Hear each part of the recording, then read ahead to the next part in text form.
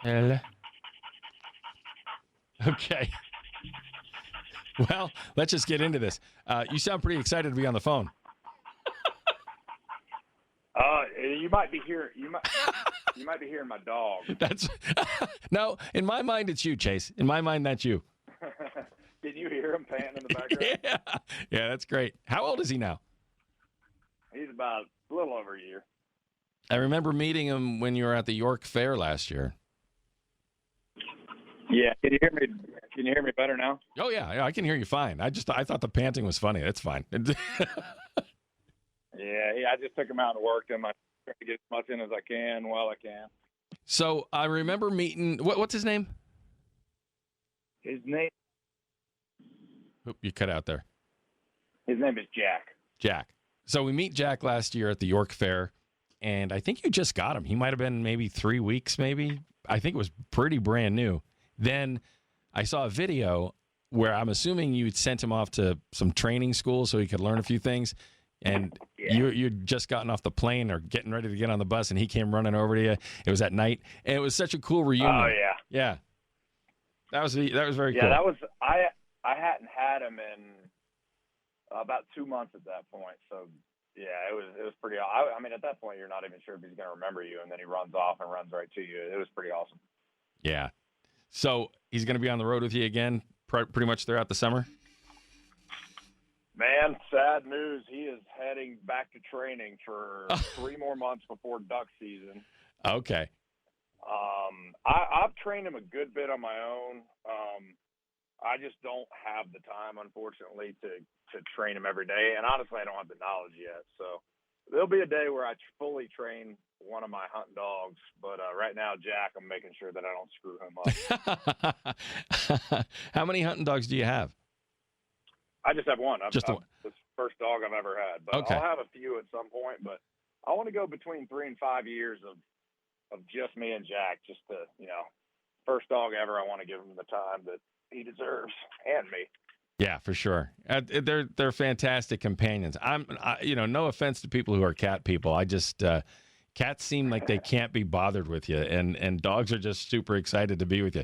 You remember that old joke? You want to find out who loves you more? Lock your wife and your dog in the trunk of a car for an hour, and when you open them up, see who's excited to see you. Yeah, they'll both be excited the trunk's opening. One's going to be real pissed off, though. That's true. Well, hey, speaking of excited, we're excited to have you as part of our Ciocca Summer Jam. It's going to be at Spyglass Ridge Winery. So it's a winery, hopefully great weather, a night out under the stars, and some music from you. It's going to be fantastic. Yeah, is that acoustic? I don't know, to be honest with you. I might be full band, might be amped acoustic. I'm not 100% sure. We'll figure it out when you get there. I don't know either, but I've been really enjoying acoustic. I did that a lot through COVID, and then last weekend I was with Brantley. We had a couple shows together, and the band's bus broke down, so I ended up getting up there for an hour just me and a guitar in front of 30,000 people. Wow. And it turned out to be really awesome. Yeah, I feel like even if there's 30,000 people in a crowd, when you're acoustic, you can make almost a little more of a connection with them. It's almost like they're the only person in the room, and you're singing right to them, even though they're surrounded by a few 10,000 other people. Yeah, that was an interesting one because it was outdoor. Everybody's ready to party, Right. It was right before the headliner, and everybody's ready to rage. And then I walk out there just me and a guitar. So it was a challenge to hold everybody's attention, but I got it done, and it was actually one of the more special shows we've had in a long time. Talking to Chase Rice, he's going to be part of the Ciocca Summer Jam. Ben Gallagher is going to be on that show too. Have you had a chance to meet Ben or play any shows with him? Yeah, I've known him a long, long time. He's a local boy. He's from Central Pennsylvania, so we've known him since he's about 15 years old. His mother used to drop him off in front of the radio station and say, "Here, go play with Nancy and Newman. Have fun." Yeah, I've known him quite a while. He's opened up for us a bit, so it'll be good to see him again. Very nice. So let's see, drinking beer, talking God, amen, with you and Florida Georgia Line. How did you guys get back together? Because I know you all were buddies in the early days when you were probably eating pizza for breakfast, lunch, and dinner. Yeah. Man, that was just a kind of a 10-year bookend, naturally happened conversation. Brian says it was his idea. I say it was my idea. So one of us is lying. But it's funny. I just listened to Tyler's entire record, a month or so ago at his farm. Just went over. I played him some of my new stuff, and then he played me his whole album. And he was just laughing. He was like, "Bro, I did not expect that song to be as big as it is." And the funny thing is, I believed in it, but I think he just kind of jumped on it to why not kind of thing. And then the thing exploded. So it's that was a cool way to book in our 10 years of living in Nashville, 10 years of working, and obviously their career together is coming to a halt here soon, and that's okay. They'll both move on, do their own thing for a little while, and we'll always have the memory of having that song together. We're talking to Chase Rice. I remember one night you and I were standing at a bar. I don't think you even knew I was standing next to you. And I think it was a Florida Georgia Line showcase. And I had known that you had written Cruise with them and that you guys were friends. But I was watching your face and your reaction to their performance. And at this point, I'm not even sure if you were thinking about being an artist, or I'm not really sure what stage in your career you were at. But yeah. I saw something almost like in your eyes, like, damn it, that should be me up there. I could do that. I need to be up there. Was that a page in your book? I would say so. Yeah. I mean, when you're writing songs, and then you see your songs get sung, and all of a sudden there's that connection between the artist and the fans, and you're seeing that from a bird's eye view, it definitely gets in your head like, man, that should be fun to do. And I don't think, for me, especially with Cruise, it was never that this should be me. It was more of just kind of enjoying the ride on that song. Like I said, from the bird's eye view, but it did inspire me absolutely to just kind of go after it myself. And in the beginning of your career, we're talking to Chase Rice, by the way. The way I remember it, I was presented with, I think, a CD from one of your record guys. We were at dinner, and they were like, "You gotta hear this guy." And the story was, I think everybody in Nashville was kind of knocking on your door, so you were in the catbird seat, and you can just kind of be like, "Yeah, no, okay, I'll take you guys," because you were doing it on your own, right? You were in a position where you didn't need anybody. Well, I don't know if it's that I didn't need anybody, but I certainly didn't want anybody to come in and just tell me how to do it when I started building it on my own. At the same time, I was pretty ignorant to how it all worked, and that's okay. I learned as I went, and I'm still learning to surround myself with better people, because I'm only going to be as good as the people who are around me.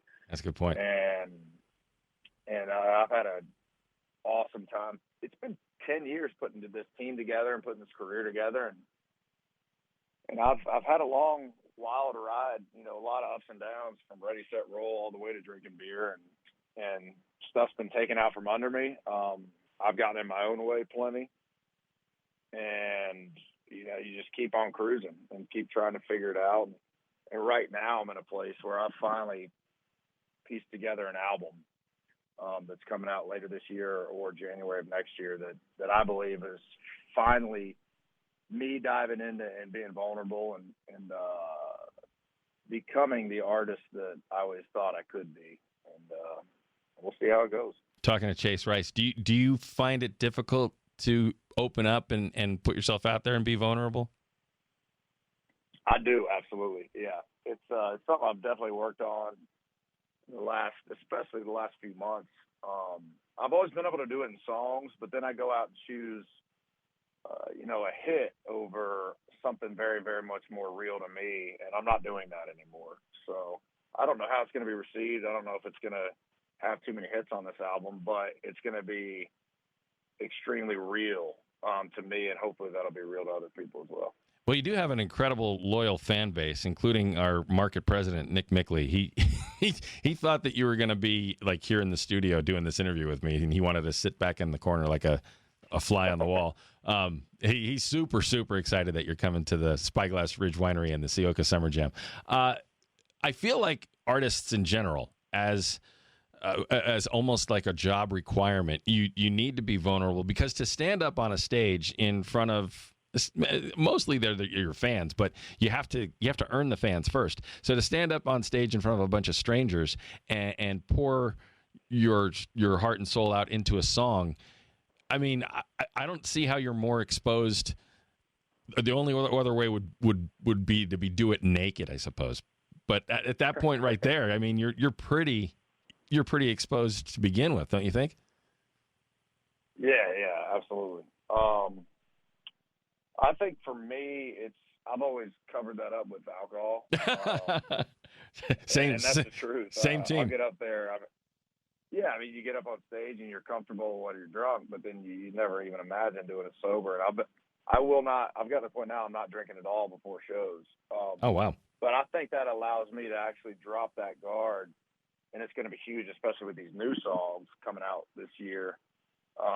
To drop that and actually find a much more real connection with the fans. Because I've heard a lot of people talk about me as being arrogant and cocky. It's like, that's actually not it at all. It's more the opposite. I'm so uncomfortable sometimes that I kind of isolate, and I don't know how to have those real conversations with people. So, and allow people to really see me. So, being sober lately has allowed me to really see that and have even more of a connection with people. You know, it's interesting that you bring that up, because I think you kind of are a little on the intimidating side when you first meet you. I mean, you're a bigger guy, and you have almost a persona of a no nonsense kind of persona. This is just my perception. But once the ice is broken and you get to have a conversation about something that you're mutually, I don't know, interested in, like duck hunting or music or something. I find you to be very approachable and kind of a cool guy. Well, I appreciate that, man. Man, I agree, and it's people have said that to me, the intimidating side, but that's true. I mean, it's not out of me trying to be arrogant or closed off. It's just half the time I'm uncomfortable with people wanting to talk to me about me. That's why I love kids so much, because they don't want to talk about me. They just want to talk about them and what's going on in their life, and that's where I feel comfortable. But yeah, I mean, once you get to know me, and I'm trying to do better at that, is being more approachable of a person, just because I know who I am, but I've just done a bad job showing that half the time, and you just kind of realize it and keep working on it. Well, we're all a work in progress, don't you think? Absolutely. I mean, I was reading a book the other day, and it was talking about old people set in their ways, and that's the difference between an elder and someone elderly. Elderly are typically the ones that are set in their ways and think that they figured it out. It's like, but an elder is somebody that that's always still working on themselves and that knows that they still always have a ways to go. So I'm not saying I'm an elder yet, but I'd like to, when I get to that point in my life, I'd like to know that I'm still working on me. Chase Rice is our guest. I want to circle back to your album for just a minute. You said it's coming out later this year, or maybe in January. How many songs are on it? There's gonna be 12 or 13 songs on it. And how many songs do you think you had to plow through to pick and choose which ones were going to make the cut? About 30. Okay, all right. There's a lot more than that, but we narrowed it down from ones that I really, really loved, and then we had a list of 15 or 20 that we weren't sure about, and we just kind of picked them that day. Really? And it's the first album I've ever done with one producer. Oscar Charles is producing. I recorded it all in my house. There's no tracks. There's no fake beats. It's all as real instrumentation as you can possibly get. And people are going to hear it, and they're going to be surprised. Hopefully pleasantly surprised. But it's a very different thing for me. But it's funny because it's what I've always wanted to do. I just kind of didn't have the balls to do it. So we'll see, man. I don't think it's going to be my most mainstream album, but it's by far, to me, the best album that I've ever pieced together. Yeah, have you picked a name yet or not? I'm not certain on that yet. So yeah, we're still working on that, but it's I do think the album cover is going to be a picture of my dad from the '80s, double fist and 2 Coors banquets. So I'm pretty pumped for that. That sounds incredible. I was going to ask you about the artwork because, when you were saying that you're not really super comfortable talking about yourself, how do you feel about photo shoots and when you are literally the center of attention? Ew, my nightmare. Yeah, which is for this one, I still got to do some stuff, but the main artwork, I don't have to do anything because it's my dad. He's taking the credit on this one. Is this an old picture, or is he? Is your dad still around? I can't remember. No, he's not. He died in 2008, but this is an old picture. It's from the 80s, and he's in Wyoming somewhere, wearing a cowboy hat and double fist and Coors banquet. So man, he's absolute legend. That is awesome, and what a great tribute to him too. I bet when he took that picture, he never would have imagined it was going to end up on an album cover somewhere. Oh God, no.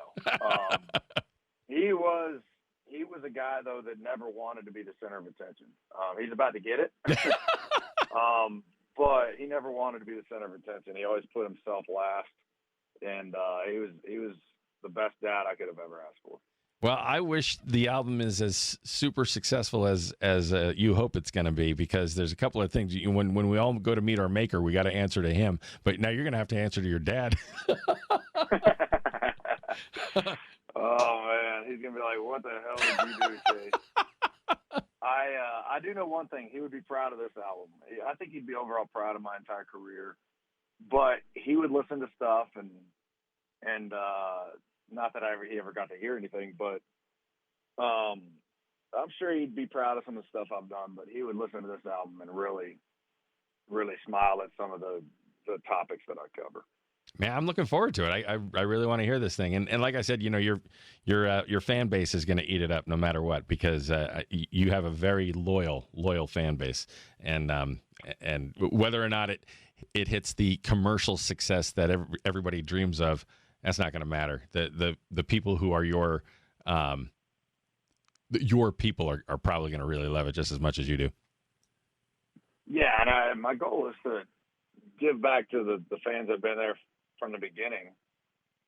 They've always been there for me, but I've kind of abandoned them in different times.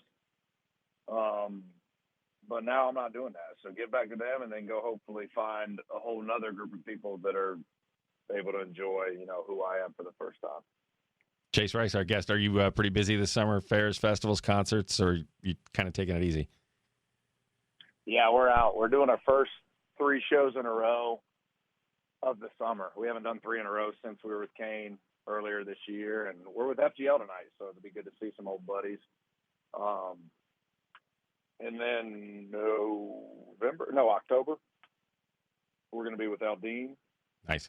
And then November, we're going to come back and do one last round of club shows, because it's been a while since we've done club shows. And we just wanted to go back and do that again, because those are some of the most fun shows you do in your entire career. So I'm looking forward to that. No doubt. All right. Well, we're looking forward to you at the Ciocca Summer Jam. It's August 27th, Spyglass Ridge Winery with Ben Gallagher, Chase Rice. We've been chatting with him.